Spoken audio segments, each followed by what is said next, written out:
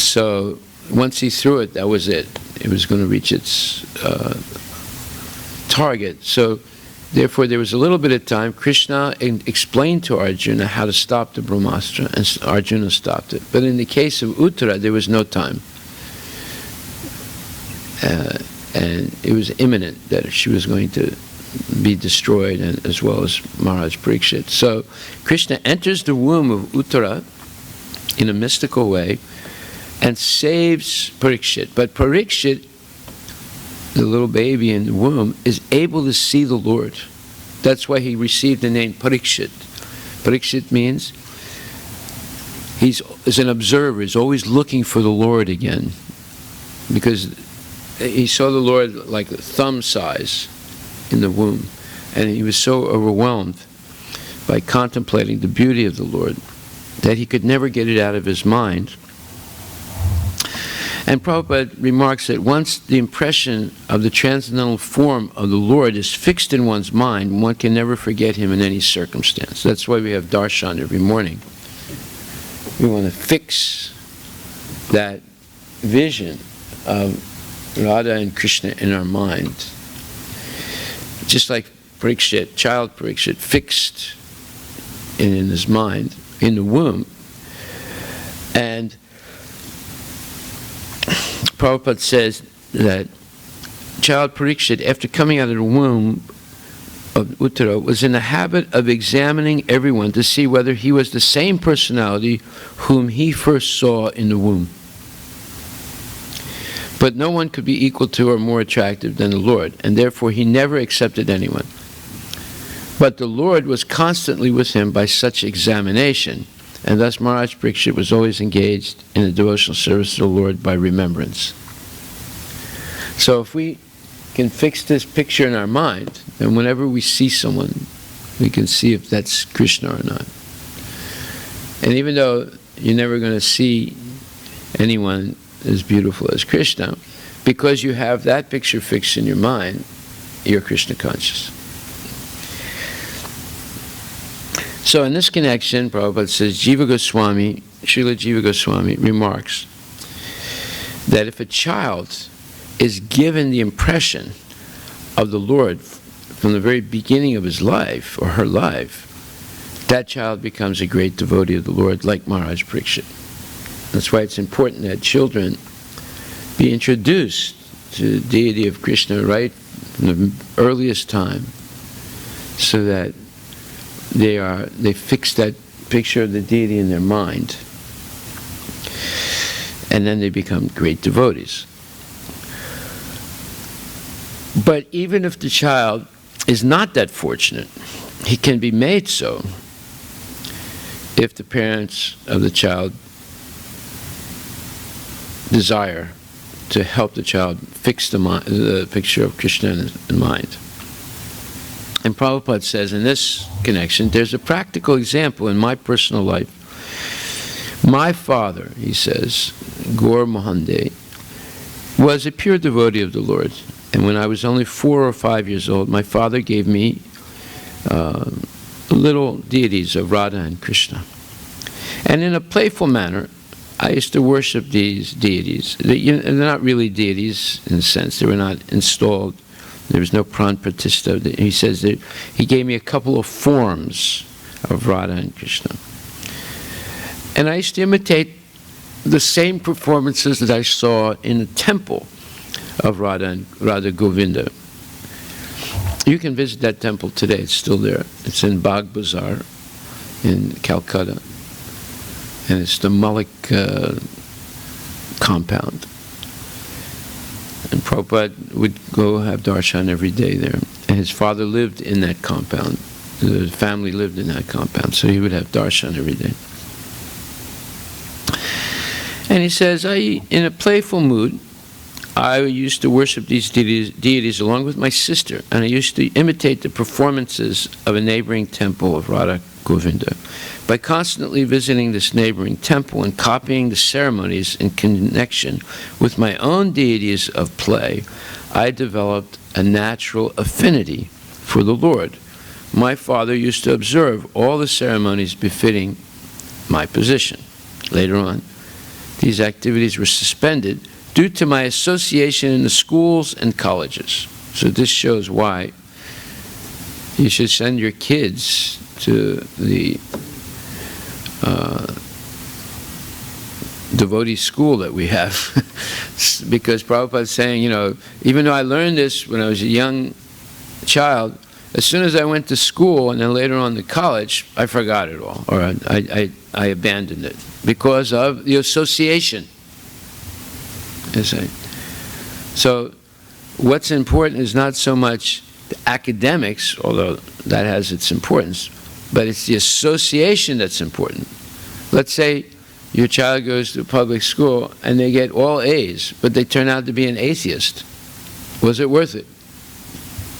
No, not worth it. Better they go to some other school and get a devotee school, get all B's, but turn out to be a devotee. You see? So association is the most important thing, and this is what parents, even our devotee parents, don't realize. They should make a sacrifice to send their children to a school where the association is of devotees. Okay, so he says, my father used to observe all the ceremonies befitting my position. So Prabhupada did Rath Yatra. He organized Rath Yatra festival with his sister, and he performed it. His father went way out of his way to find him a little Rath car, and Prabhupada appreciated that very much. And he says, later on, these activities were suspended due to my association in the schools and colleges. And I became completely out of practice. Practice of what? Practice of Krishna consciousness. But in my youthful days, when I met my spiritual master, Sri Srimad Bhaktisiddhanta Saraswati Goswami Maharaj, again I revived my old habit. And the same playful deities became my worshipful deities in proper regulation. This was followed up until I left the family connection, and I am pleased that my generous father gave the first impression, which was developed later into regulative devotional service by his divine grace, Bhaktisiddhanta Saraswati Thakur. Also, Prabhupada says in Bhagavad Gita 6:42, birth in a family of yogis or transcendentalists, those with great wisdom, is praised in this verse. Because the child born in such a family receives a spiritual impetus from the very beginning of his life. It is especially the case of the Acharya or Goswami families. Such families are very learned and devoted by tradition and training, and thus they become spiritual masters. In India, there are many such Acharya families, but they have now degenerated due to insufficient education and training. By the grace of the Lord, there are still families that foster transcendentalists generation after generation. It is certainly very fortunate to take birth in such families. Fortunately, both our spiritual master, Om Vishnupad Sri Srimad Bhaktisiddhanta Saraswati Goswami Maharaj, and our humble self had the opportunity to take birth in such families by the grace of the Lord, and both of us were trained in the devotional service of the Lord from the very beginning of our lives. Later on, we met by the order of the transcendental system. So,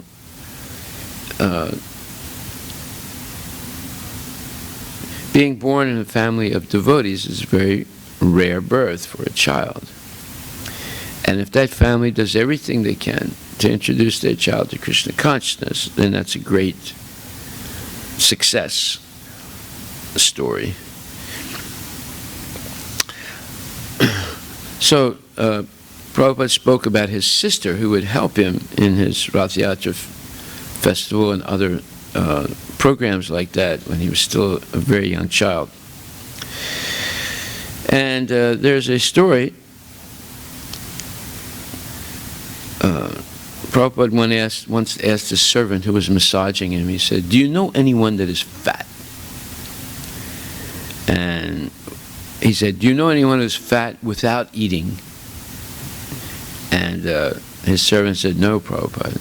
No, Srila Prabhupada, I don't know anyone." Are you referring to your sister? And Prabhupada began to laugh. Yes, Srila Prabhupada said. She tells me she is eating just a little, but she keeps gaining weight. You don't know anyone who keeps on gaining weight without eating, do you? And the servant said, no, Srila Prabhupada. I don't think it's possible to gain weight without eating. Now, both the disciple and Prabhupada were both laughing. Yes, Srila Prabhupada said, I don't think so either. I think your conclusion is correct. She has to be eating very much. She tells me she is not eating, but I know she is eating. She complains to me about her health, that she doesn't feel well. I told her, you are so fat. How can you be healthy? She said, I don't know how. I am hardly eating at all. I don't know how I am so fat. So then the servant continues, the devotee continues to massage Prabhupada. And that evening, Srila Prabhupada was giving a darshan to his disciples, and his sister, Pishima, was also present in the room. And because she didn't understand English, but she would always want to be close to her brother, get his association.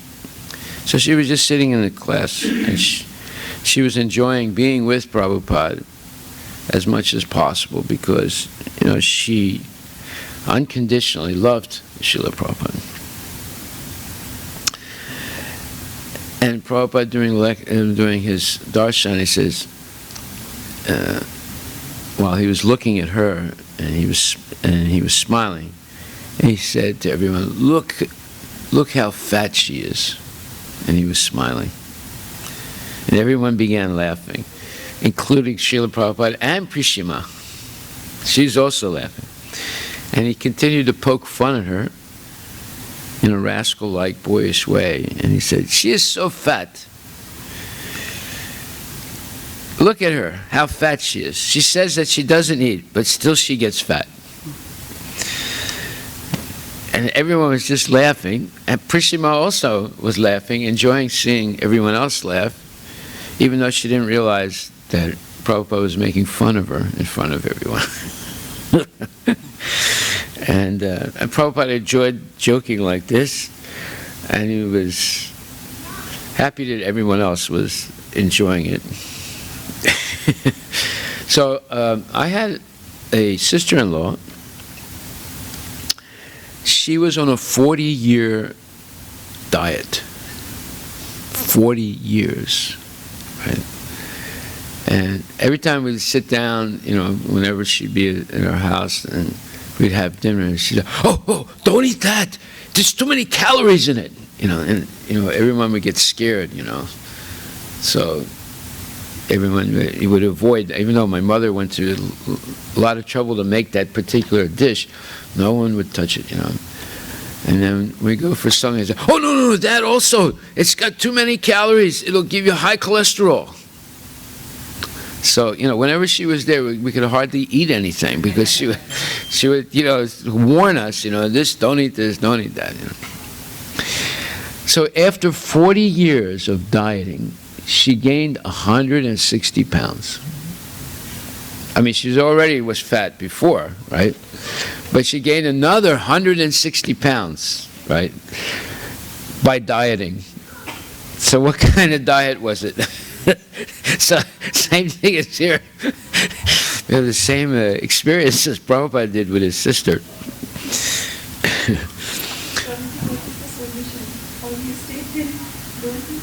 Well, it's nothing. If a person is saying, I don't eat anything, and they're gaining weight, how can you argue with them, right? The only solution is you make fun of them, that's all, So, Jayapataka Maharaj speaks about Prabhupada. And he says that, I remember one time, he said, many people would come to see Prabhupada, and sometimes his relatives would come also to see him. This is in Mayapur. And he would introduce us to his relatives, his family members, and especially Pishima, his sister, his younger sister and god sister, because she was also initiated by Bhaktisiddhanta Saraswati Thakur. And he said, I remember one time she came and she insisted that she wanted to cook for Prabhupada. And she made a whole big feast for Prabhupada. And the devotees protested because Prabhupada wasn't feeling well at that time. But Prabhupada said, no, you have to let her do it. She's a very good cook. And she would always, because she's Bengali, she would always cook with mustard oil. And Bengali mustard oil is very hot. It's unfiltered mustard oil. They get it directly from, there's one factory not far from Mayapur where they press the oil. They had these old-fashioned pressing machines. I visited that factory one day. The oil comes out, it's very dark, yellowish, brownish, and it's extremely hot. You know. So she would cook with the mustard oil.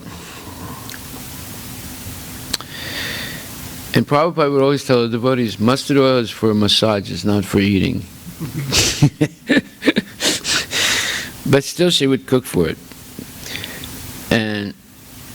But he would say, the mustard oil has very good taste if you know how to cook with it.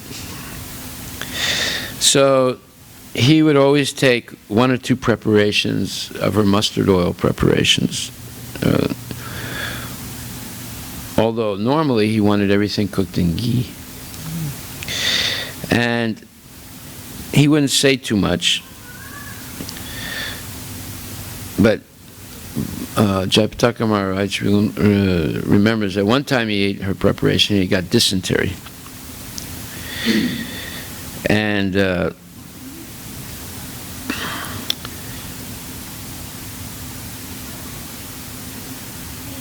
he would always say, not too much. He wouldn't take much of her preparations. So when he got dysentery, Jayapataka also says, I wasn't sure what was the cause, because the sewage system in Calcutta is very old. It's from the British time. British were there 100 years, right? So the sewage system, the pipes and everything are very old. And people quite easily get sick there from drinking the water. So maybe Prabhupada got sick by eating something, or maybe it was from the water. So when he got sick, he said, today I want hot puris with salt. And usually when you have dysentery, you don't take ghee. And Prabhupada said, no, I want hot puris with salt.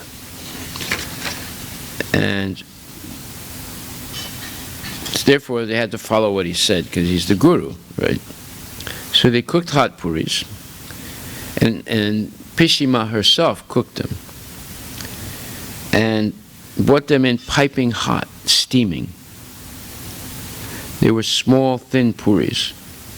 And then Prabhupada put salt on them, and he ate a lot of them. And usually, devotees know you don't eat pakoras and samosas or puris when you have a weak stomach. Your liver doesn't like it. But by some mystical power, Prabhupada was cured of his dysentery by the hot puris and salt. So now you know how to cure dysentery. Then, one day, Prabhupada was telling a story about Gopal Ban. Gopal Ban is the jester of the one king in Bengal. And one day, The king asked Gopal Bhan, he said, is there any difference between you and me? Actually, the king said, there's a difference between you and me, Gopal Bhan. He said, you are an ass. And Gopal Bhan said, no, Your Majesty, that's not true. There is a difference between you and me and an ass. And the king said, what's the difference? So in other words, Gopal Bhan is saying, I'm not an ass. But there is a difference between you and me and an ass.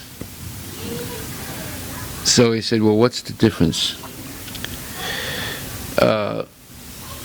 He said, there's a difference between you and an ass.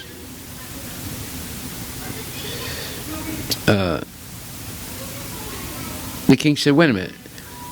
Is there a difference between you and an ass? And Gopal Bhan said, yes. He said, what's that difference? So Gopal Bhan was about 6 feet away from the king. So he measured the distance between him and the king, and he said, that's the difference.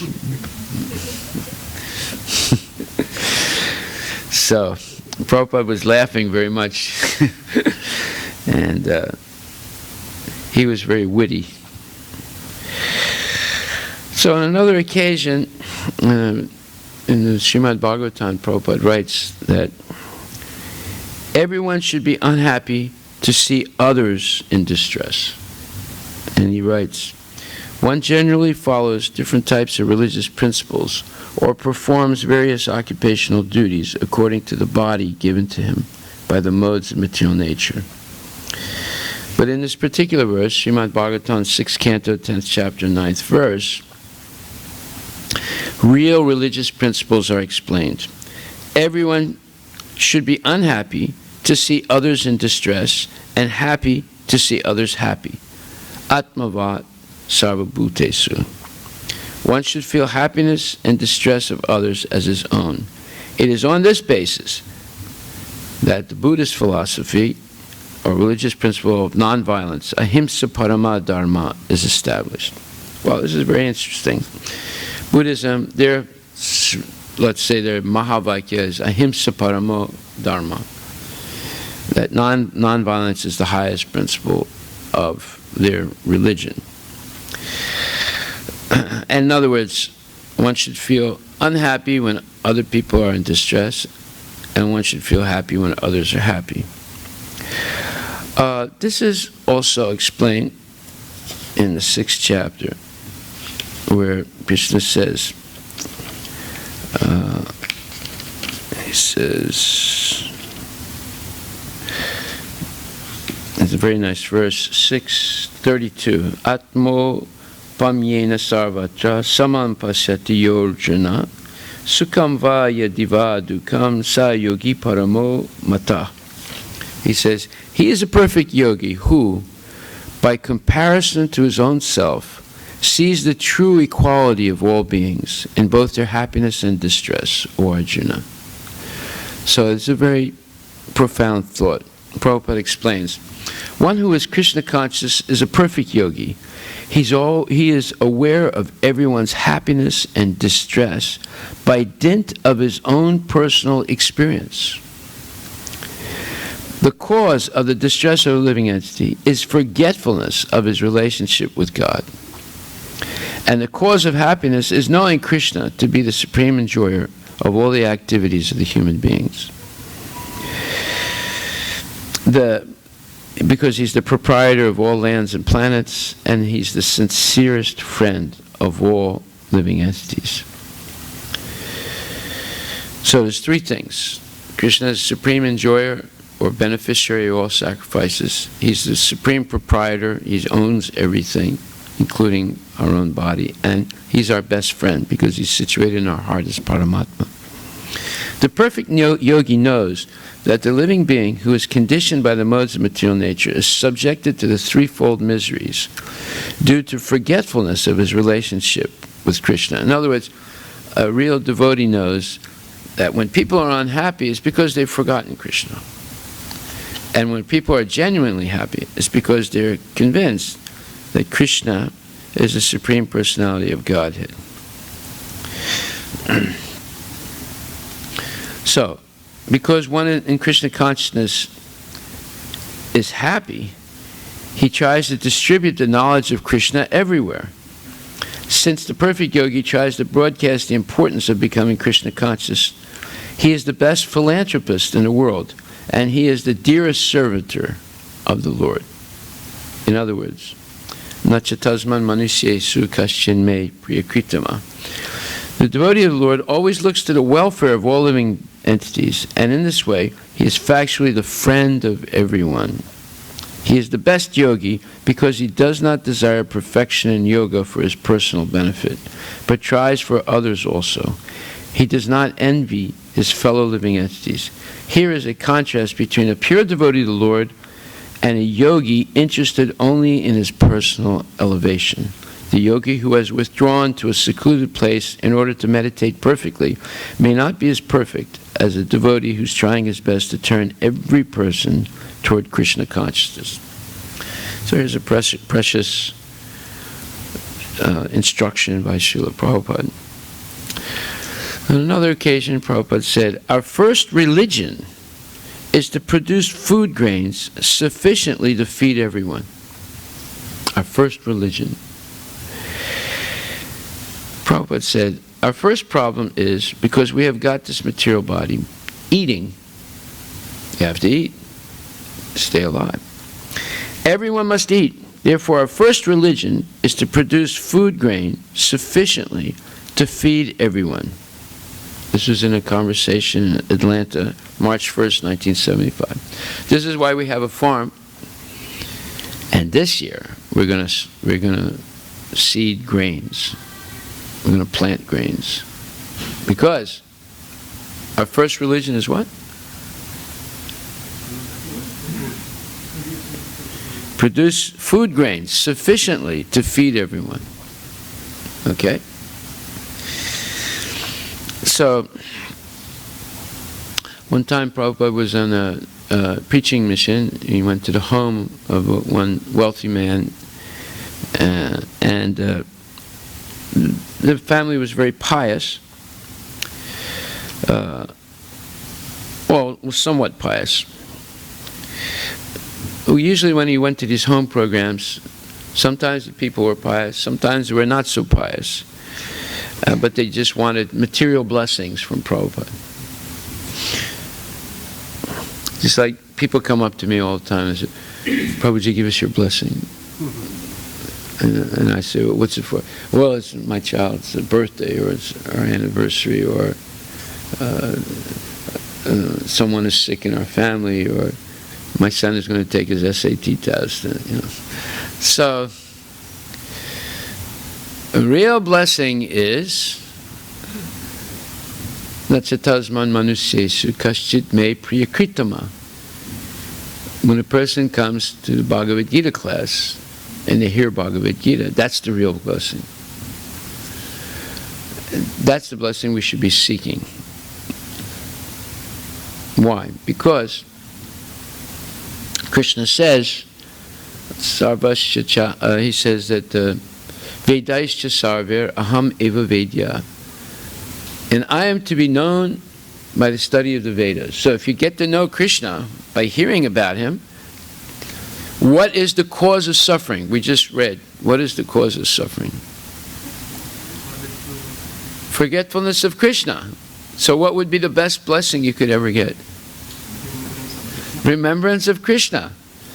So that's the blessing we should be seeking, right? Not that, oh, my son's needs to pass the SAT test, bless him. Of course, we'll bless everyone. But the real blessing is this. Coming to the class, regardless of who's giving the class, as long as they're teaching properly, to get this attraction to Krishna by hearing about him is the blessing. So they were in the house of this person, and there were 20 devotees, and this person went through a lot of trouble to feed all the devotees, and that was good. And Prabhupada was sitting in the man's living room, And the man decided to introduce his family. He had quite a large family. So he came in with a few people and he said, Prabhupada, this is my wife. And then his wife came forward and Asirvad, and he said, and this is my older son. So he came forward like that. And this is my daughter. So she came forward like that.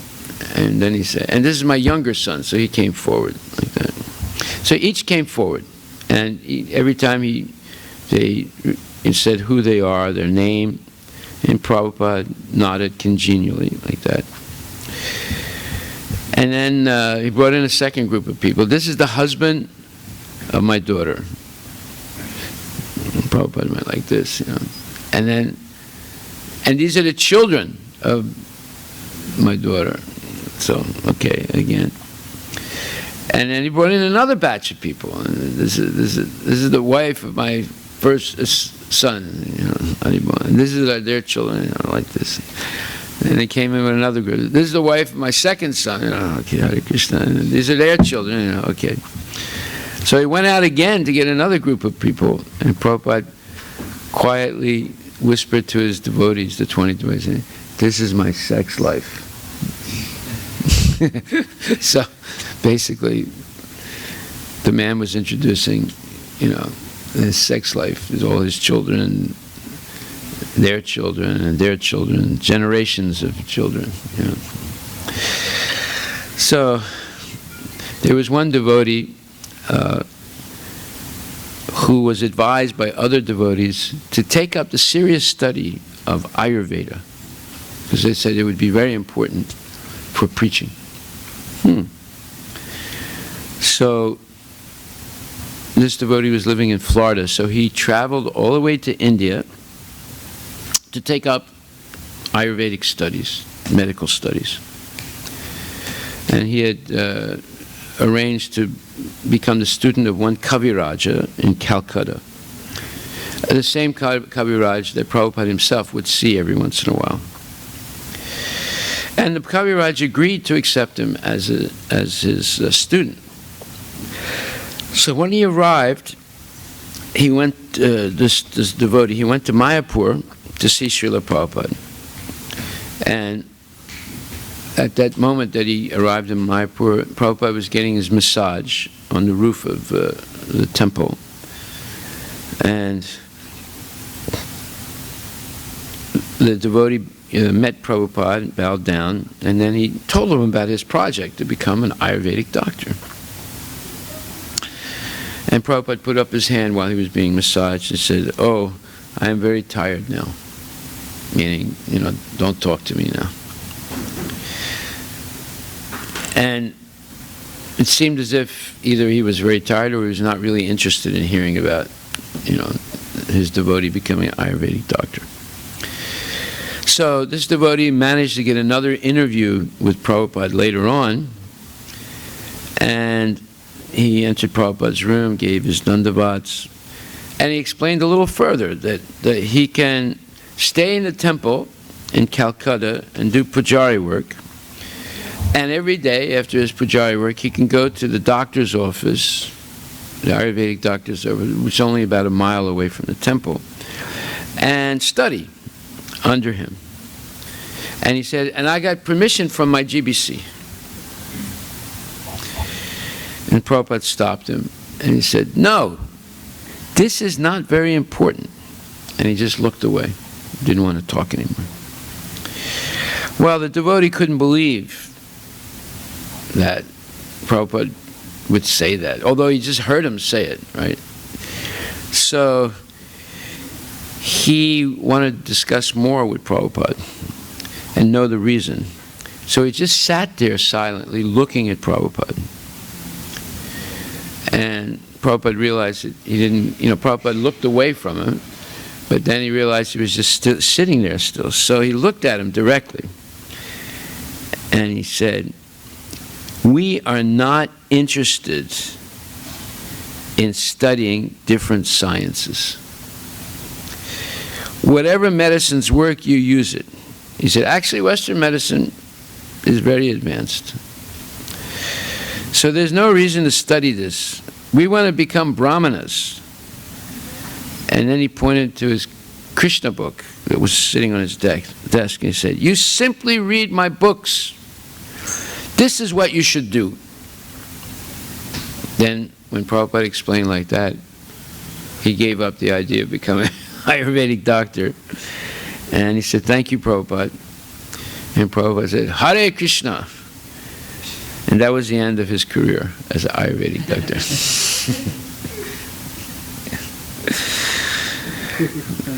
So another time Prabhupada was being massaged, and a very famous magician named P.C. Sarkar came to see him. And he showed Prabhupada some photographs of him performing, and he suggested that he could put on a magic show for the pleasure of Prabhupada and the devotees. So Prabhupada agreed. And so later on that day, many devotees, including many Gurukul boys, assembled in Prabhupada's darshan room. And Prabhupada sat behind his desk, and Mr. Sarkar stood to his left, facing the audience. And Prabhupada was in a jolly mood, and Sarkar was in a jolly mood. So then, for about 20 minutes, Sarkar demonstrated many sleight of hands. Sleight of hands means, he shows you a coin, then it disappears, then he goes behind Paramananda's ear and goes like this. Oh, it was here in his ear, and Paramananda, whoa, really? I didn't feel it, But he did that to Prabhupada.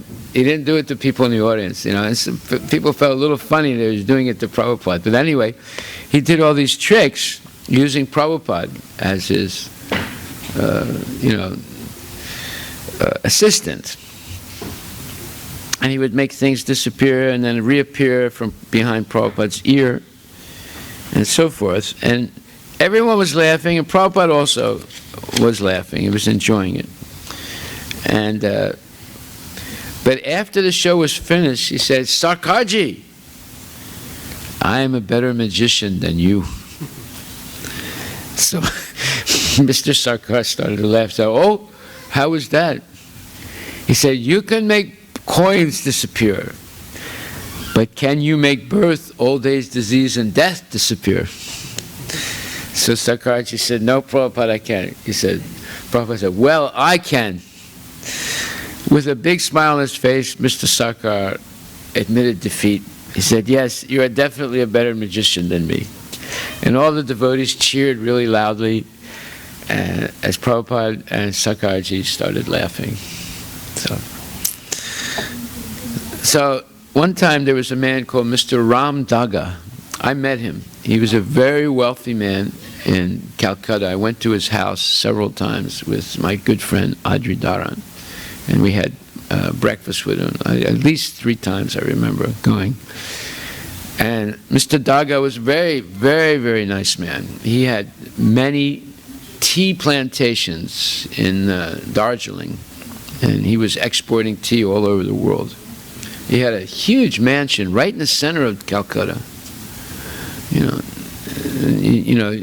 A big wall all around it, but when you'd go in, it was like a different world. I mean, Calcutta was there, but you went into his compound. It was a different world. It was beautiful. Everything was beautiful. There were all kinds of exotic plants and flowers and fruits all over the place. And then you walked into the house. His house was a huge mansion. It was all marble. Everything was pucca, And he was always jolly, and he was always happy to see Adri Dharan and devotees, And so we sat there and we're talking. Anyway,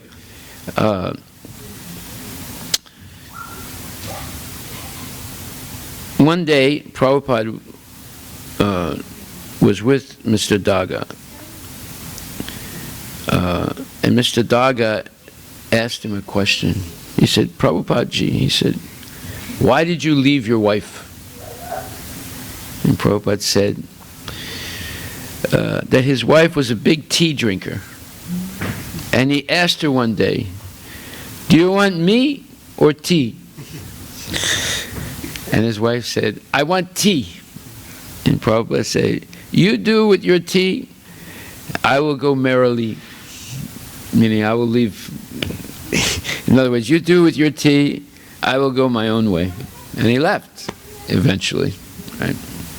Because she wouldn't stop drinking tea.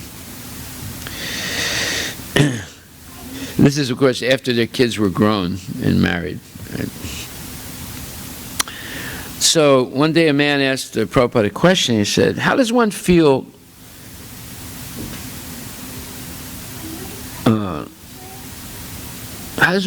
when they're attracted to Krishna consciousness? That is, does a person begin by having faith, or does he?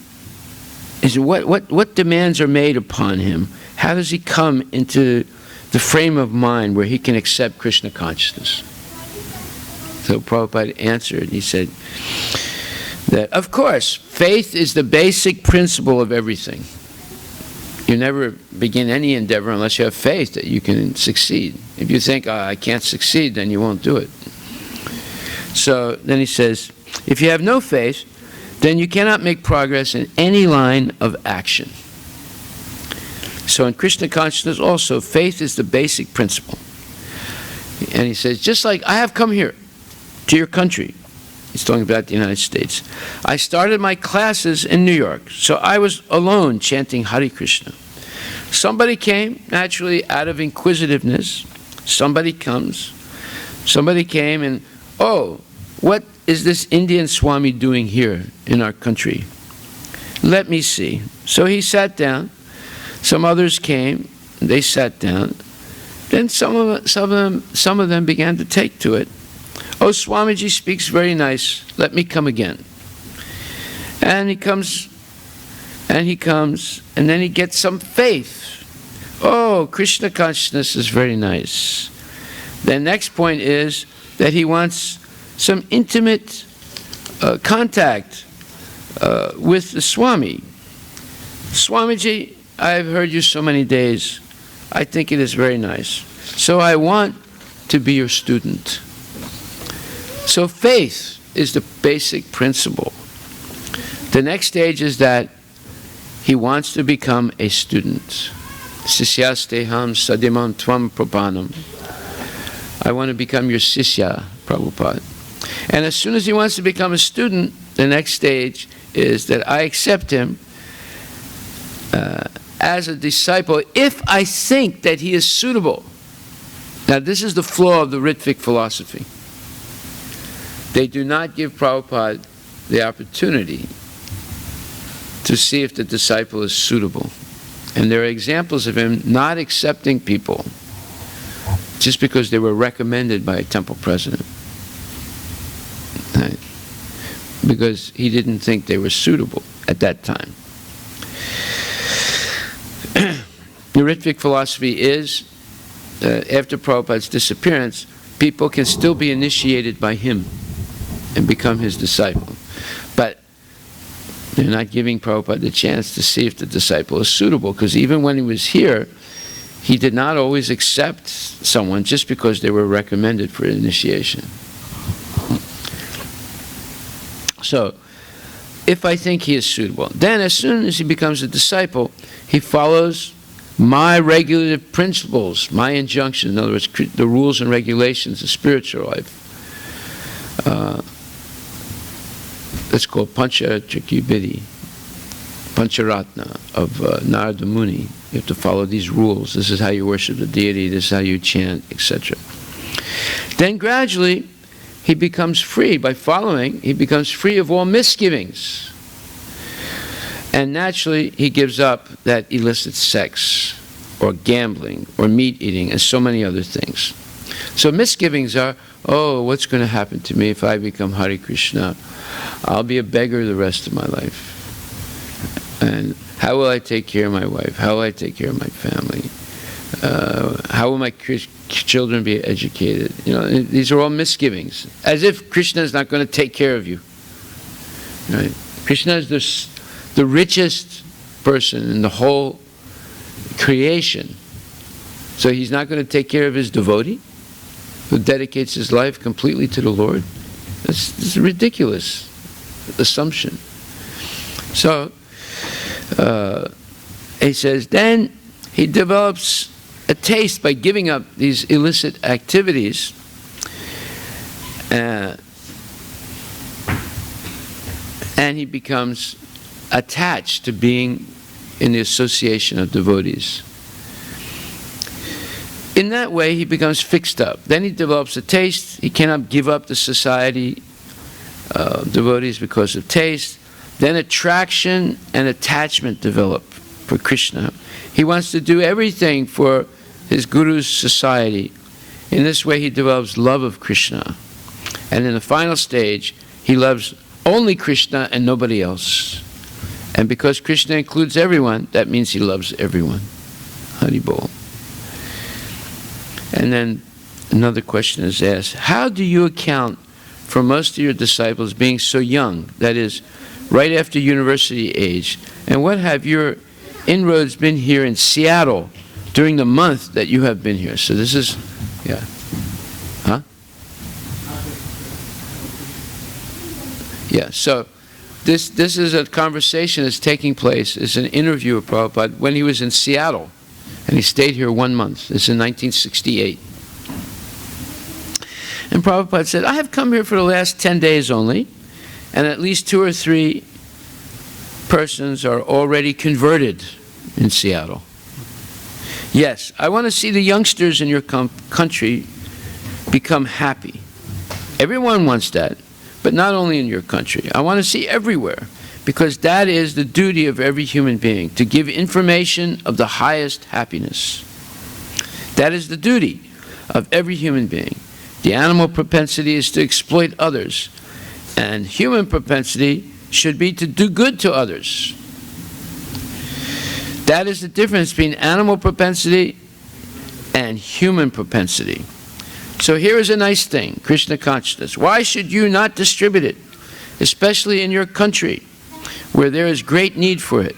They are not after, these boys and girls are not after economic development. They have seen much economic development all the time already. Now it is time for them to take to this Krishna consciousness, and they will be happy. That is my mission. Interviewer: would you tell me something of your own background, that is, where you were educated, how you became a disciple of Krishna? And Prabhupada said, I was born and educated in Calcutta. Calcutta is my home place. I was born in 1896, and I was my father's pet child. So my education began a little late, and still I was educated in higher secondary, high school for 8 years, in primary school for 4 years, and higher and secondary school 8 years. In college, 4 years. Then I joined Gandhi's movement, national movement. But by good chance, I met my Guru Maharaj, my spiritual master, in 1922. And since then, I was attracted in this line, meaning Vaishnava line. And gradually, I gave up my household life. I was married in 1918 when I was still a third-year student in college. And so I got my children.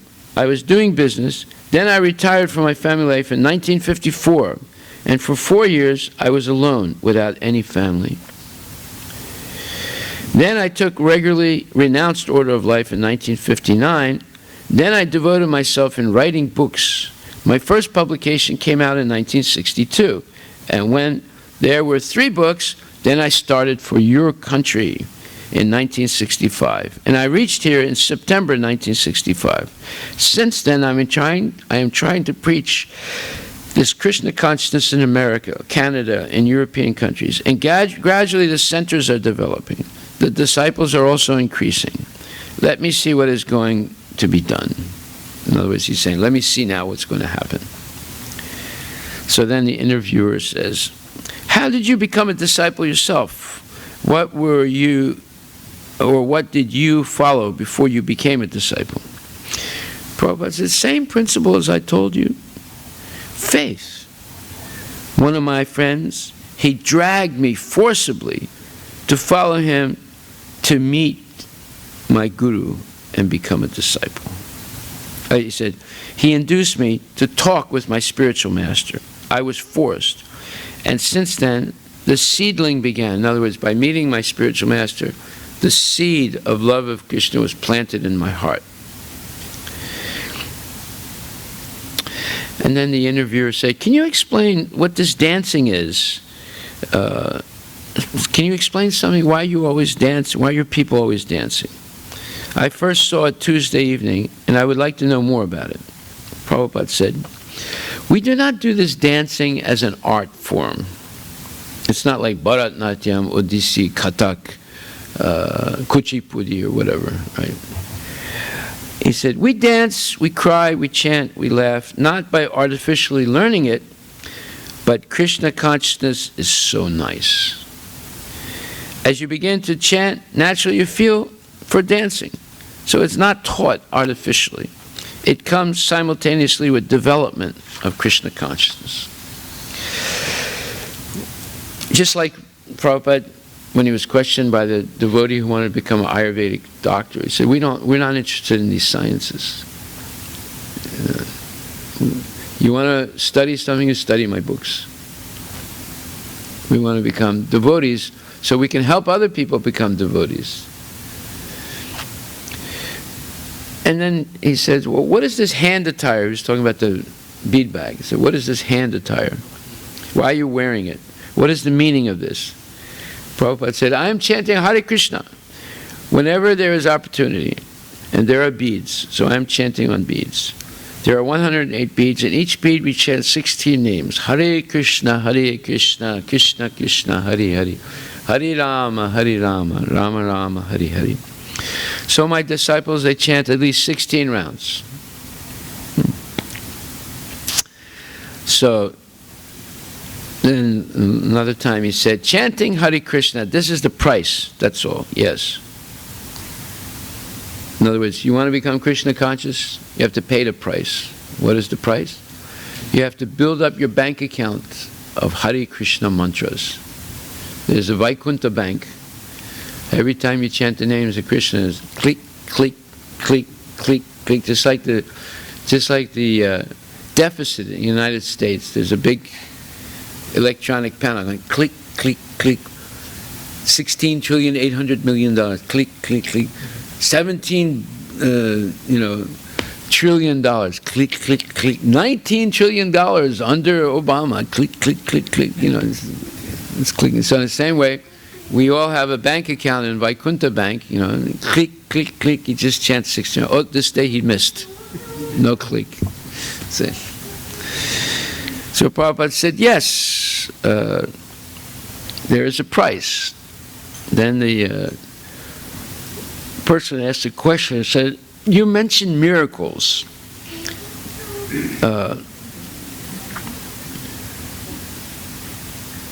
That is, the yogi is trying to go beyond the material nature. But when one mentions miracles, it's certainly proof that he's transcended the material nature, is it not? And Prabhupada said, yes. Then the guest, but why? Why are they trying to transcend material nature? Who is doing these miracles? Why should a human being try to do it? Prabhupada said, no. The yoga practice is like that. It's very good. That why we should bother ourselves with such things. That is the opinion of the devotees. In other words, the devotee doesn't give much importance to developing yoga siddhis, which are miracles, material miracles, the yoga siddhis. Walking on water, going through walls, becoming lighter than a feather and flying through the air, and so forth. He said, this is not really of much interest to the devotees. They do not want any such miracles. They do not want to perform any such miracles or make some jugglery to the people. They are satisfied with the service of Krishna. So that is the position of the devotee. But generally, the yogis, they want such things. There are many instances of great yogis in the Srimad Bhagavatam, just like Durvasa Muni. He wanted to show his power to Ambarish Maharaj. That's a very nice story. I shall narrate next meeting. The yogis, everyone yogis, yoga practice is therefore more or less material activity. Yoga practice, he's saying, is more or less material activity. Because when they are powerful to show some miracles and people become captivated. Oh, he's performing such miracle thing. In Benares, in India, there was one yogi. His business was anyone who would come to see him, he would immediately produce 2 or 4 rasgullas and offer it to him. And many hundreds and thousands of educated men became his disciple simply for the matter of getting 2 or 4 rasgullas, which is only 4 annas worth. In other words, it's worth nothing, like 5 or 10 cents, right, in India at that time. So people want to see this jugglery, and those who want following some material achievement, they want to show.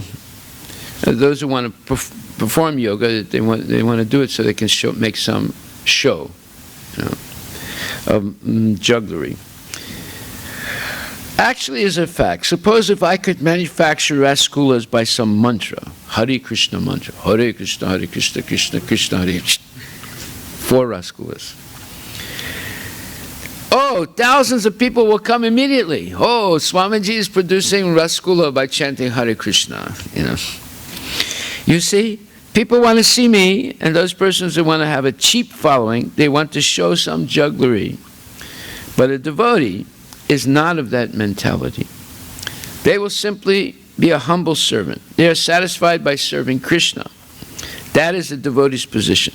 So your statement, why one should bother with these things, that's a very nice proposal. Why? There's no necessity. Suppose if I can manufacture some rasgulla. What is the worth of this rasgulla? Oh, if we spend 10 cents, we can make 4 rasgullas. Of course, now you go to Mayuri, it's a lot more expensive than 10 cents, but this is years ago. So, why shall I waste my energy for manufacturing rasgulla by a yoga system? It doesn't make sense. You can produce it, in a mithai shop for 10 cents. That's all it's actually worth. Actually, therefore, Krishna says that the perfection of real yoga, or the perfection of yoga, the first-class yogi, is he who's always thinking of Krishna. That is first class. Yoginam api sarve samadgatanantaratmana. Bhajatam Shadavam Bhajate Yomam Sa me yuktatomo matak. Sa me yuktatomo matak. Of all the yogis, he is the greatest. He's first-class yogi. It's not the one who can show the jugglery. No, that's not recommended. Actually, yoga practice begins from samadhi. Real yoga practice is after controlling the senses. Next comes samadhi, when you're fixed in meditation on Krishna. But how do you get fixed in meditation on Krishna? It's not by sitting in a cave, a dark cave, with your eyes closed, meditating. It's by being engaged always in Krishna's service. That's how you get fixed in meditation on Krishna. So he's saying real yoga practice, after learning to control your senses, is samadhi, focusing the mind on Vishnu always. Always thinking of Vishnu, always seeing Vishnu within himself. That is real yoga practice. But by such practice, automatically one gains such powerful things. And when one gains such powerful things, they want to exhibit, to get following for material achievements. But that is not the purpose of yoga. Yoga means to realize the Supreme Personality Godhead and ultimately reach his eternal kingdom. That is the real purpose of yoga. Yes. So next question. When they perform these miracles, is it with their material body? And Prabhupada said, yes. And then next question, why do you say that Jesus Christ performed so many miracles? You never said that Krishna performed any miracles. When Krishna lifted Govardhan Hill, nobody said that it was a miracle. But when Jesus made so many things, they say it's a miracle. How is that? Prabhupada says, the difference is that in Vrindavan, they are pure devotees. They knew that, oh, this is not a miracle for Krishna. Krishna can do anything and everything. So they were not surprised that he could lift up a mountain. You will be surprised, because you know that Swamiji is a man. How he is lifting up a mountain, right? So, how would Prabhupada lift up a mountain, right? But they know that Krishna is all-powerful, so there is no surprise. It is just like natural work. They were so much affectionate to Krishna. He was not only lifting. Every day he was doing so much great performances. And his boyfriends, they would come home and they would narrate the story to their mothers. Oh, Mata, today Krishna performed like this. There was a great demon and he killed him immediately. And the mother would say, oh, Krishna did that? He's a very nice boy, very nice boy. She didn't say he's some big yogi. He was a very nice boy. He killed that big demon. Very good.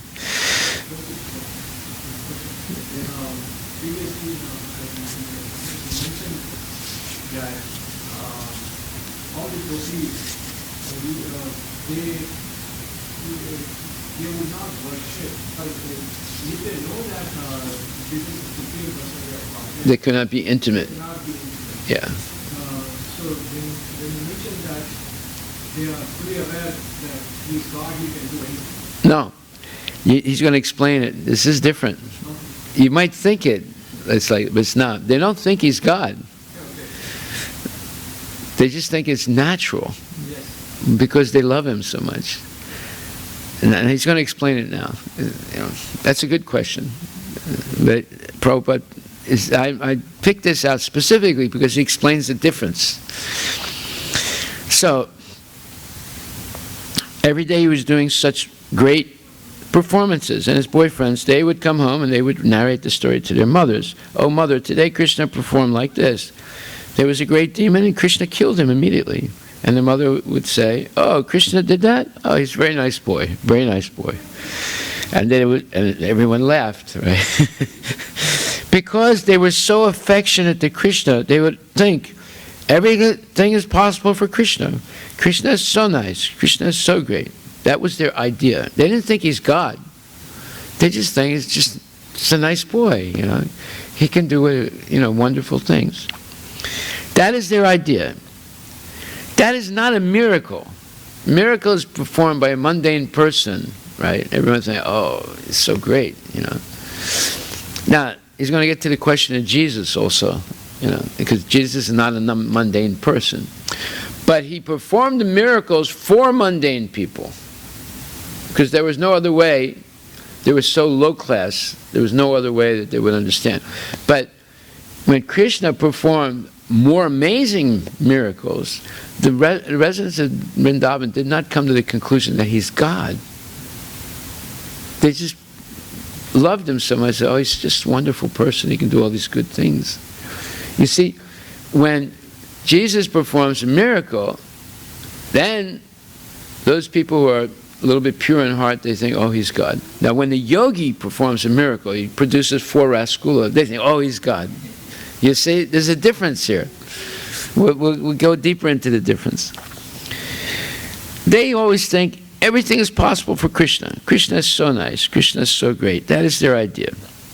So they don't take it as a miracle. That's an ordinary thing for him. Right? Just like Yasoda, Krishna's friends complained, Mother Yasoda, Krishna has eaten earth. You gave him sweet meat, but he is not eating the sweet meat. The boys, they complained, and again, against each other, and again they make friends. So Yasoda was, oh, Krishna, I gave you sweetmeats, and you are eating earth? No, mother, I have not eaten earth. They are telling false lie. You sweetmeats.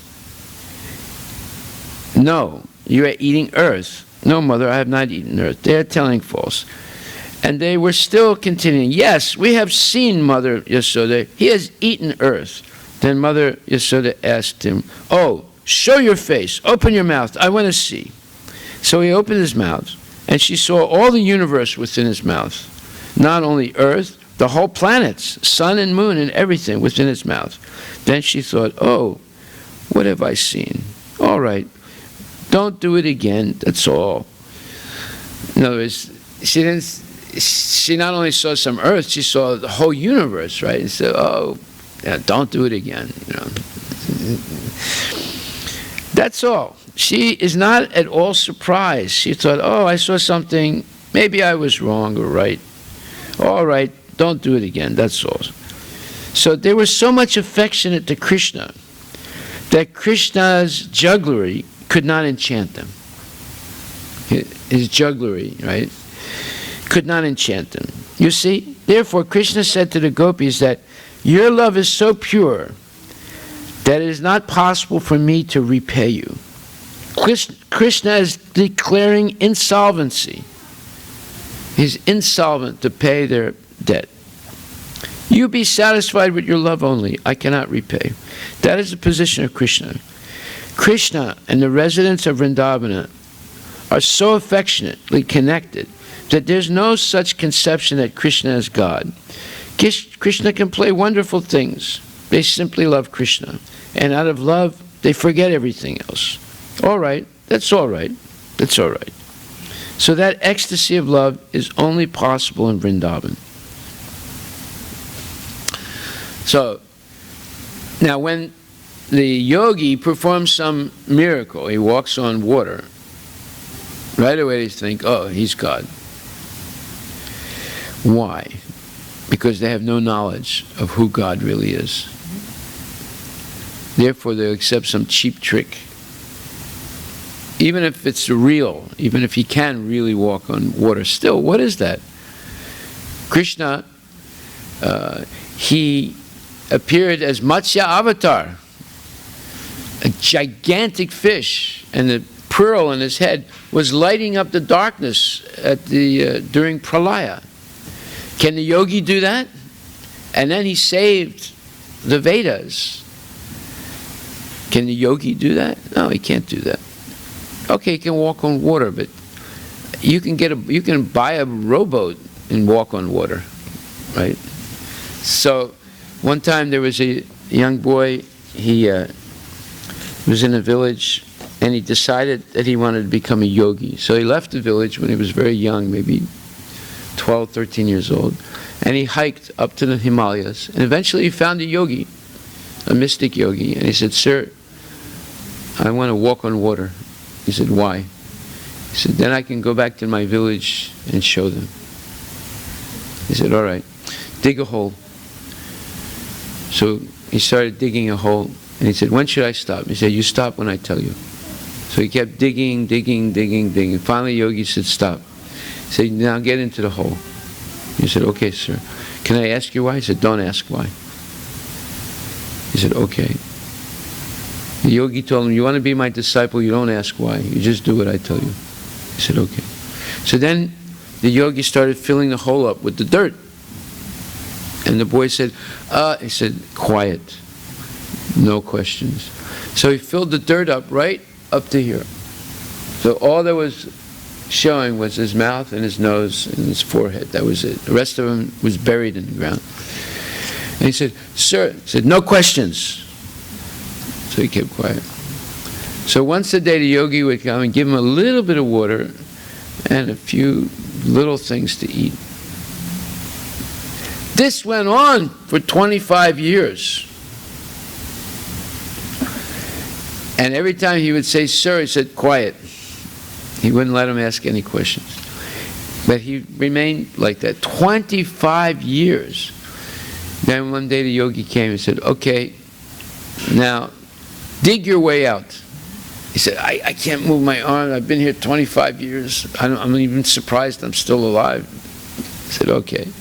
So Yogi got some people to dig him out. He said, now I will teach you. So he taught him how to walk on water. He gave him one of the cities. So the boy said, okay, now I can go back to my village. So he trekked all the way back to his village. So this is after 25 years, right? So when he decided to enter the village by walking on the water of the stream or the river that goes through the village. There was a tributary, the Ganga, that went near the village. So, and then some people saw him, and then they called the people of the village, and all the villagers came, and they saw him walking on the water. They were all amazed. And everybody came except one person. And then they found out it was the boy that left their village, 25 years older before. And they were like glorifying him, and people were giving him gifts and everything. Then he found out that one person didn't come to see him. So he was intrigued why that person didn't come to see him. So some days later, that person was a boatman. He went up to him in a private place and said, "How come you didn't come to see me?" He said, "Why should I come to see you?" "I was walking on the water. Aren't you amazed?" He said, "No." "So why not?" He said, "Look, every day people come to me. They give me 50 paisa to take him across the river. So what you learned in 25 years is not worth more than 50 paisa." That's it. So that's what Prabhupada's saying about the Rasgulas, that Yogi in Benares was producing 2 or 4 Rasgulas every time someone would come. But how much is the Rasgula worth? 10 cents. So why would you waste so many years of your life trying to, learn how to produce 4 Rasgulas from your hand, or produce a gold chain from your hand, or walk on water? If you're going to spend 25 years learning something, learn Srimad Bhagavatam, learn Bhagavad Gita, and then teach it to others. So in the same way, the inhabitants of Vrindavan, they don't think that Krishna is God. They think he's one of them, but he's wonderful, and he can do all these wonderful things. But it's normal for him in their mind because they love him so much. But when we see someone here do some trick, all of a sudden we think, "Oh my God, he must be God. He produced some basma. I took the basma home, and my business started doing better. That means he's God." That's not. Look, that means they have no knowledge of who God is and of the potency of God. Sa prayagat shukram akayam avranam. Shukram means he's omnipotent. He has all power. I can maybe float a drone, right? You can buy a drone. You go to Walmart, you buy a drone. It costs maybe a few $100s, right? And I can make it float in the air. But Krishna is making planets, the sun, float in the air. Can you float that? Can you buy it in Walmart and float it? You can't. So let's not get tricked here.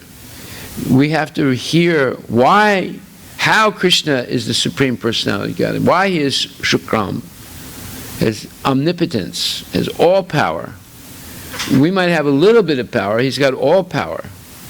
So unless we learn the difference, we remain atheists, and we'll accept anybody, any cheap person who can do a trick. We'll say, "Oh, he's God, because he did this cheap trick." So now, Prabhupada continues, one who loves Krishna without inquiring, that is a nice position. To inquire about Krishna is the attempt to acquire knowledge. But pure devotion is transcendental to knowledge. Love does not depend on greatness.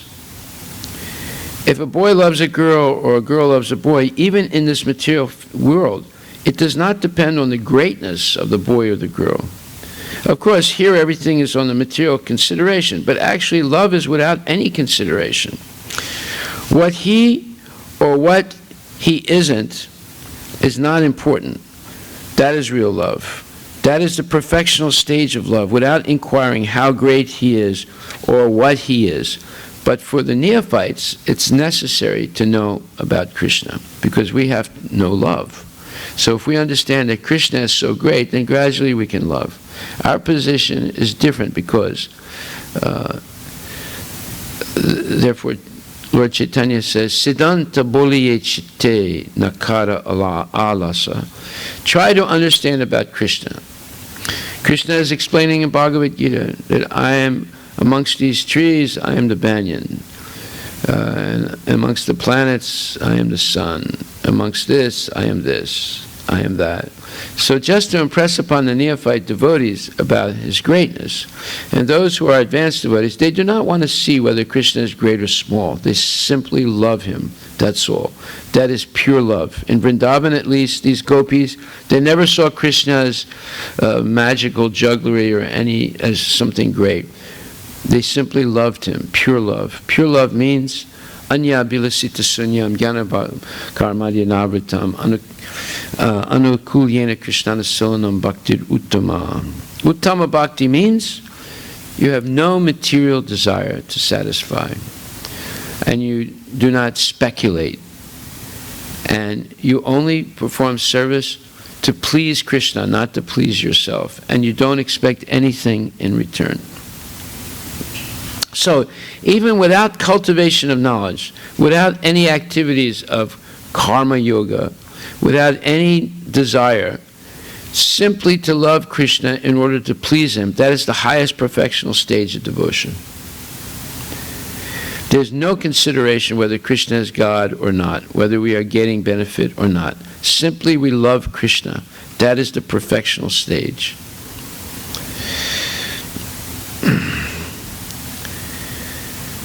Okay. So, there's so many wonderful instructions here Prabhupada is giving.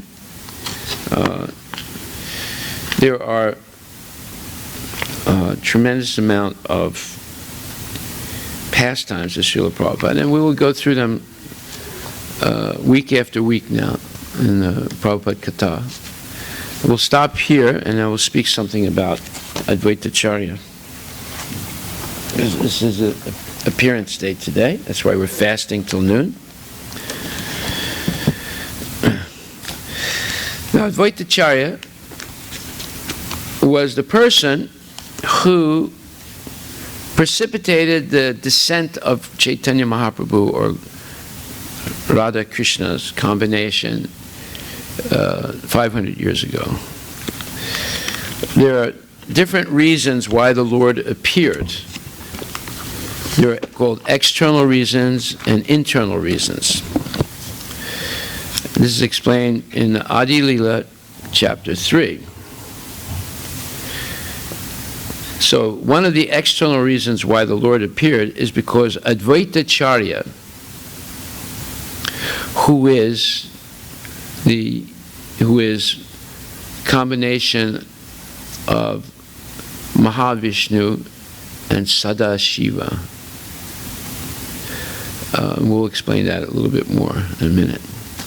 So he was present on the earth in Navadvip, in Mayapur, in Bengal, and he saw the degraded state of society at that time. Of course, most of North India was conquered by Muslims. Bengal was completely under the control of Muslims. And the Hindus were discouraged, and they had degraded in the practice of Hinduism into all different types of demigod worship and worship for material benefits and puja for hire to get asirbad, to get blessing, material blessings. So it was a very sad state. So Advaita Charya, who's Mahavishnu himself, he could have done it himself if he wanted to, but no, he realized that only Krishna himself had to descend to change the situation. So one day he was performing his Shalagram Shila worship, and at that time he was offering Ganga Jal, Ganges water, and Tulsi Patra, Tulsi leaf, to his Shalagram Shila. Shalagram Shila is non-different than Krishna. And he was crying out loud the name of Krishna, and he was thinking intensely, please Krishna, you descend. Only you can change this devastating course of Kali Yuga. So the Lord was very pleased by the worship and prayer of Advaitacharya, and so he decided to appear, to deliver the devotees, reestablish the principles of religion, and to somehow or other kill the desire for sense gratification in the hearts of the demons. This is the difference between Chaitanya Mahaprabhu's appearance and Krishna's appearance. Krishna's appearance, Parichanayam sadhunam vinasaya chadushkritam dharma samstapanartaya sambhavami yuge yuge. He came to deliver the devotees, destroy the demons, and reestablish the principles of religion. So he killed Putana, he killed Agasura, he killed Dhenukasura, he killed Bakasura, he killed all the suras, he killed Kamsa, he killed Jarasandha, all these people were killed. Lord Chaitanya, who is the combination of Radha and Krishna, he did not come to kill the bodies of all demons in Kali Yuga. Of course, there were not that many demons in the time of Krishna. Now, there's an overwhelming number of people are demons, right? Anytime there's a major storm, like an earthquake, a tsunami, a hurricane, another demon is born. Those are signs of, like when Hiranyaksha and Hiranyakashipu appeared, there was like all these inauspicious signs. There were earthquakes, and there was dogs howling at night, and so many things. So all those signs are the signs that a demon is being born. Anyway, Lord Chaitanya came to kill their desire for sense gratification, not to kill them. Okay, so Advaitacharya, let me see if I can find where it's explained here.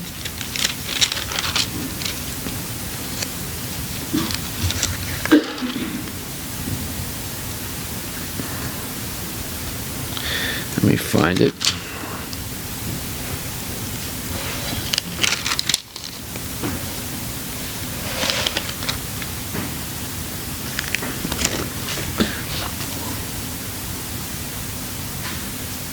Oh, I'm sorry, previous chapter.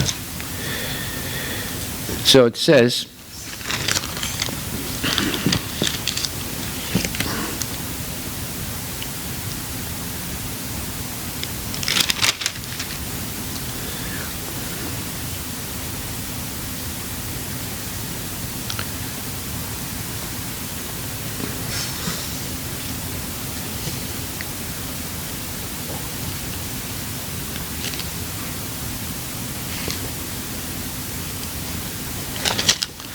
sorry.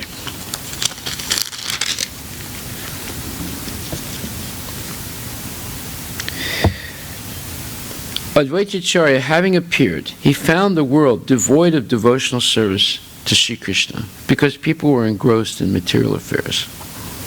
Everyone was engaged in material enjoyment, whether sinfully or virtuously. No one was interested in the transcendental service of the Lord, which can give total relief from the repetition of birth and death. Advaitacharya saw the entire world to be engaged in activities of material piety and impiety, without a trace of devotional service or Krishna consciousness anywhere. The fact is that in this material world, there's no scarcity of anything except,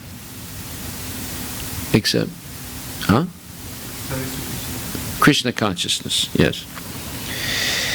In other words, there's dharma, artha, kama, moksha. All those things are present. There's only one thing that's not present. That's Krishna prema. Material necessities. The fact is that in this material world, there's no scarcity of anything except Krishna consciousness. Material necessities are supplied by the mercy of the Supreme Lord. We sometimes feel scarcity because of our mismanagement, but the real problem is that people are out of touch with Krishna consciousness. Everyone is engaged in material sense gratification, but people have no plan for making an ultimate solution to their real problems, namely birth, disease, old age, and death. These four material miseries are called bhava roga, or material diseases. They can be cured only by Krishna consciousness. Therefore, Krishna consciousness is the greatest benediction for human society. So, therefore, if you approach a saint and say, Maharaj, Asirbat, and he says, yes, what is it? He says, I have a backache. Can you do some puja for me? That is nonsense. You don't go to Maharaj for backache Asirbat. Say, that's complete nonsense. And if anyone's a genuine representative of Krishna, he'll tell you this is nonsense. You go to the backache doctor. Don't come to me for that.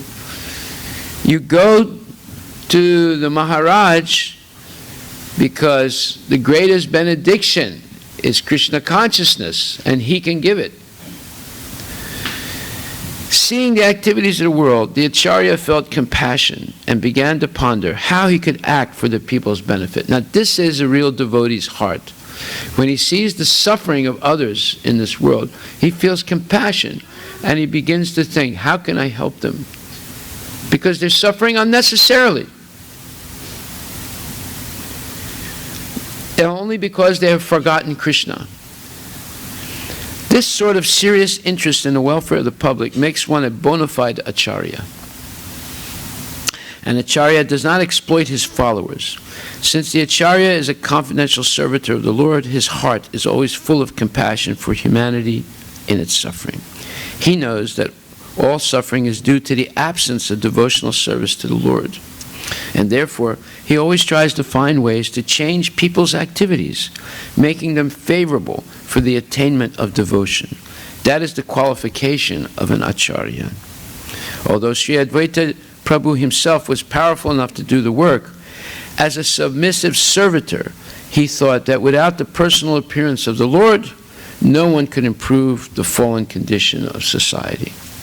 In the grim clutches of Maya, the first-class prisoners of this material world wrongly think themselves happy because they are rich, powerful, resourceful, and so on. These foolish creatures do not know that they are nothing but play dolls in the hands of material nature, and that at any moment material nature's pitiless intrigues can crush to dust all their plans for godless activities. Such foolish prisoners cannot see that however they improve their position by artificial means, the calamities of repeated birth and death, disease and old age are always beyond the jurisdiction of their control. Foolish as they are, they neglect these major problems of life and busy themselves with false things that cannot help them solve their real problems. They know that they do not want to suffer death or the pangs of disease and old age, but under the influence of the illusory energy, they are grossly negligent and therefore do nothing to solve the problems. This is called Maya. People held in the grip of Maya are thrown into oblivion after death, and as a result of their karma, in the next life, they become dogs or gods, although most of them become dogs. See? Gods meaning they become devatas. So if they have good karma, they become devatas. If they have real bad karma, they become dogs. So dogs or gods, actually there's a pun, because God spelled backward is dog, and dog spelled backward is God. So both positions in the material world are bad, because you're still subject to birth, death, old age, and disease. So good karma does not solve your problem of birth, death, old age, and disease. Only pure Krishna consciousness, akarma, solves the problem. You can't fix things by doing good karma, by doing, 1,000 Asvamedha sacrifices, or 10,000, what do you call it, Gayatri mantras. You have to engage in practical devotional service for Krishna without any expectation of a return, material return. Then you can solve the problem.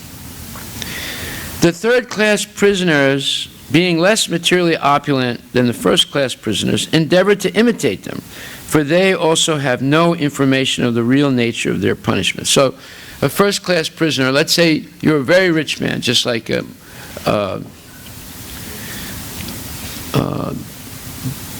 There was this big stockbroker, Bernie Madoff. Yeah. He's a first-class prisoner. He gets television, he gets a private cell, he gets a nice toilet, a nice shower. He's in jail, but he's a first-class prisoner. And then some, black guy, the drug dealer, he's a third-class prisoner, right? He doesn't get the nice cell. He has to share the cell with 2 other drug dealers, and so forth. And he doesn't have all the advantages that Bernie Madoff does, because Madoff's got so much money, right? So, in the material world, you have first class, second class, third class, fourth class, fifth class prisoners. But we're all prisoners of birth, death, old age, and disease. But the third class prisoner is saying, oh, if I could only be like the first class prisoner. So do some good karma to be elevated to first class prisoner. But he's still a prisoner. You haven't solved the problem.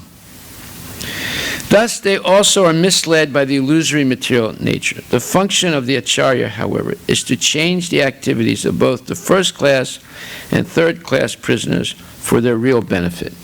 So let's say you have cancer and you're in the hospital, in the emergency room, and ICU, intensive care unit, but you're very wealthy, so you don't have to share a room with someone else. And doctors give you a little more extra care, you say.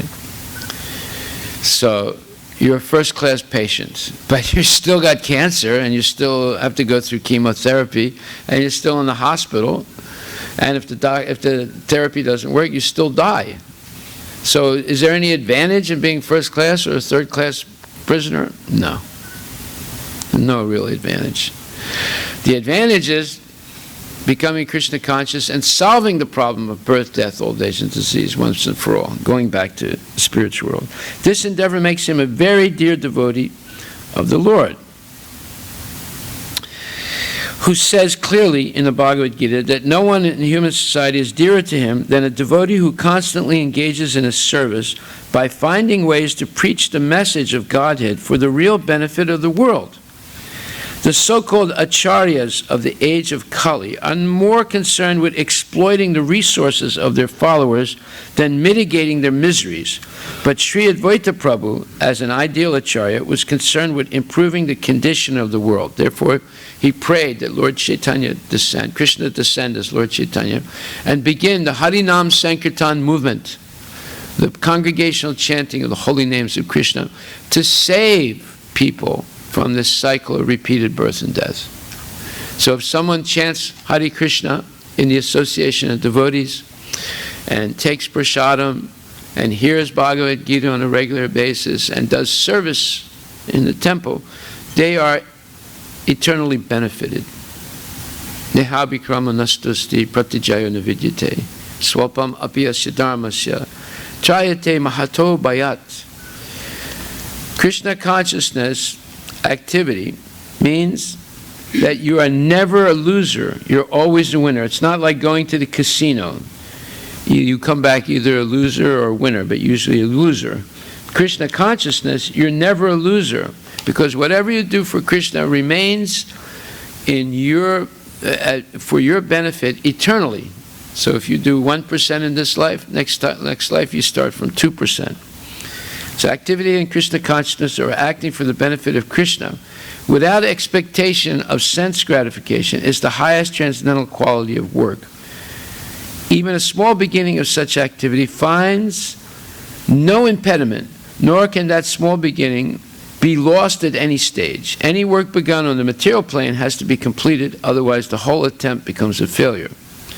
But any work begun in Krishna consciousness has a permanent effect, even though not finished. So, Advaitacharya decides to do something good for humanity. So he prays that Lord Chaitanya descend.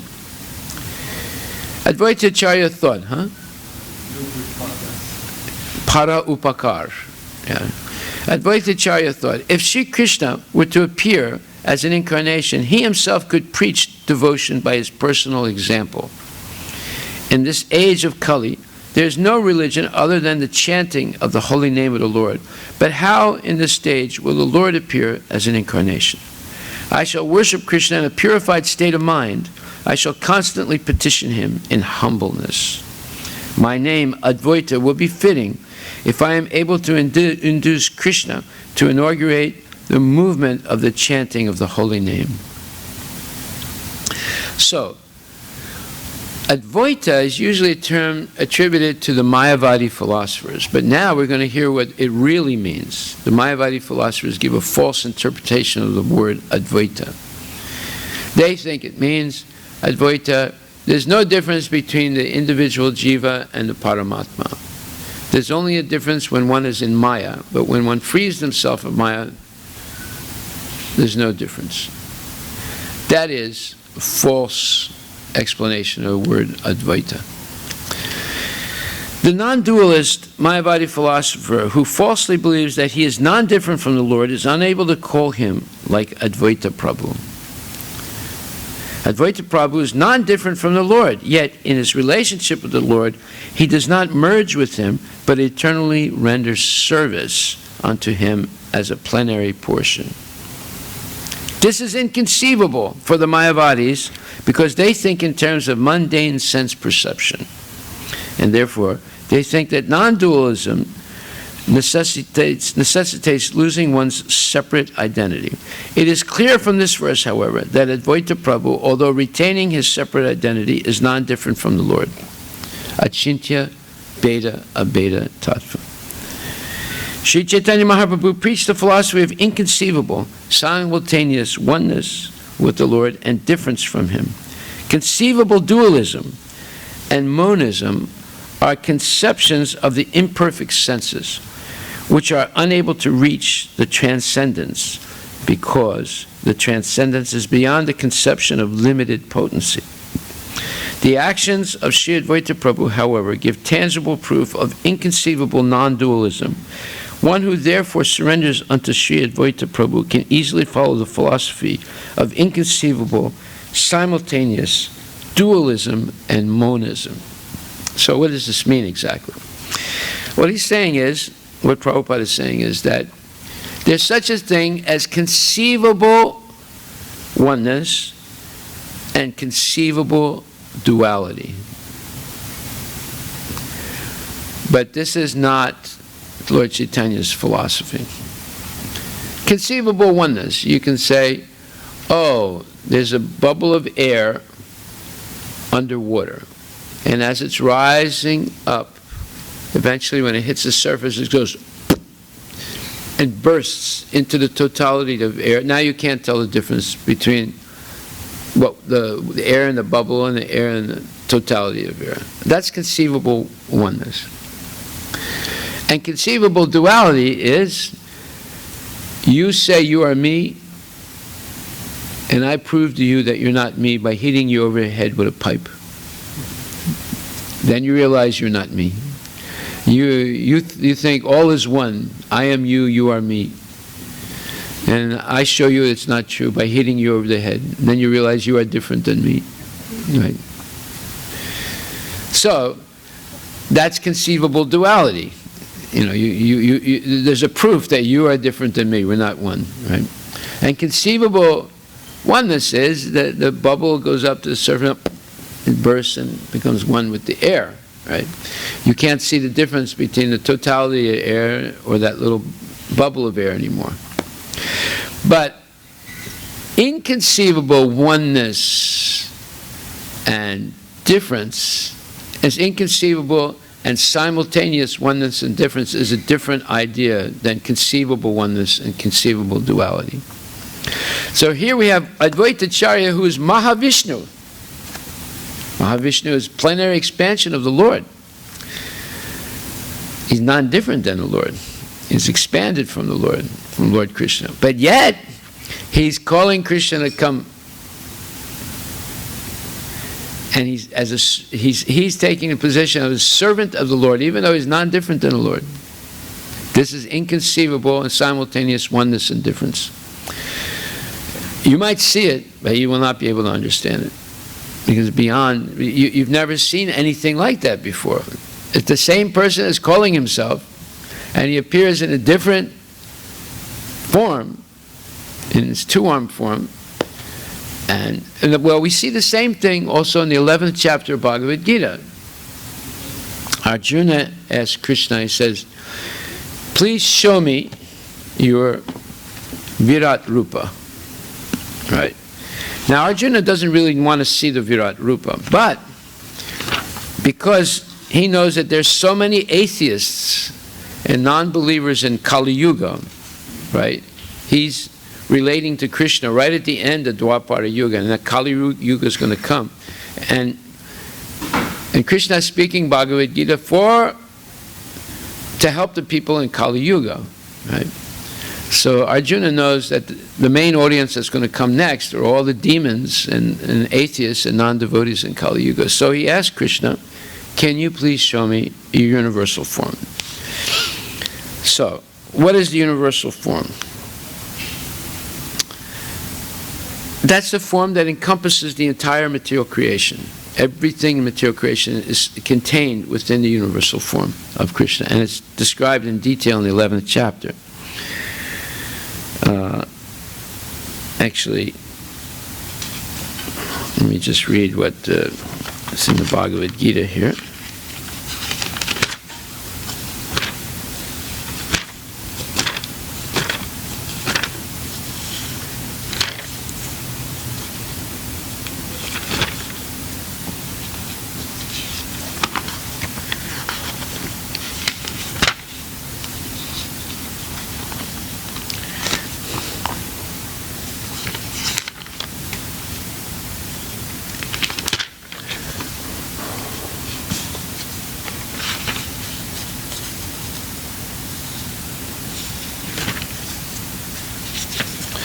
First of all, in order for Arjuna to see the universal form, Krishna tells him, Divyam dadami te chaksu pasyame yogamaisvaram. He says, you cannot see me with your present eyes. Therefore, I give you divine eyes. Behold my mystic opulence. So, Srila Prabhupada explains, so we cannot see something like that. Just like Mother Yasoda, when she looks into Krishna's mouth, baby Krishna's mouth, because the other cowherd boys said that he ate dirt instead of eating laddu. So when she looks in it, she sees a partial universal form. She sees the whole universe in his mouth, and she gets confused by seeing it. And then she forgets it. She says, oh, my son is wonderful. He can do anything. And she goes back to acting like Mother Yasoda. So Arjuna did not have any personal desire for confirmation that Krishna is the Supreme Personality of Godhead. Krishna also understands that Arjuna wants to see the universal form to set a criterion, for in the future there would be so many impostors who would pose themselves as incarnations of God. The people, therefore, should be careful. One who claims to be Krishna should be prepared to show his universal form to confirm his claim to the people. So, if someone says to you, bow down, I am Krishna, I am Bhagavan. You say, okay, but before I bow down, show me your Virat Rupa. You say, well, why should I show you? Well, because Krishna showed it to Arjuna. So if he cannot show you his Virat Rupa, then you know he's a rascal. Okay. So, and in order to see, Krishna gave the vision to Arjuna. Arjuna could see in the body of Krishna many thousands of planets. As we learn from Vedic scriptures, there are many universes and many planets. Some of them are made of earth, some are made of gold, some are made of jewels, some are very great, some are not so great, etc. Sitting on his chariot, Arjuna could see all these, but no one could understand what was going on between Arjuna and Krishna. So we see that here's another demonstration of Achintya Bheda Abheda Tattva. Now, in the 11th chapter, after seeing the universal form, Arjuna tells Krishna, look, my mind has become confused. I can't, I'm seeing past, present, and future all at once. I'm seeing the whole universe within your body. It's too much for me. please, I want to see your Manasam, Sundara Manasam Rupam, or Manasam Sundara Rupam, your beautiful form, two-handed form. So before showing him the two-handed form, he first manifests his four-handed form as Narayana, and then he shows him his two-handed form. So you can see everything is coming from Krishna's two-handed form, his Tribhanga form, as we see here, three-bending form with flute in two hands. That's the origin of everything. And so we'll continue a little bit later today about Advaitacharya. Hare Krishna.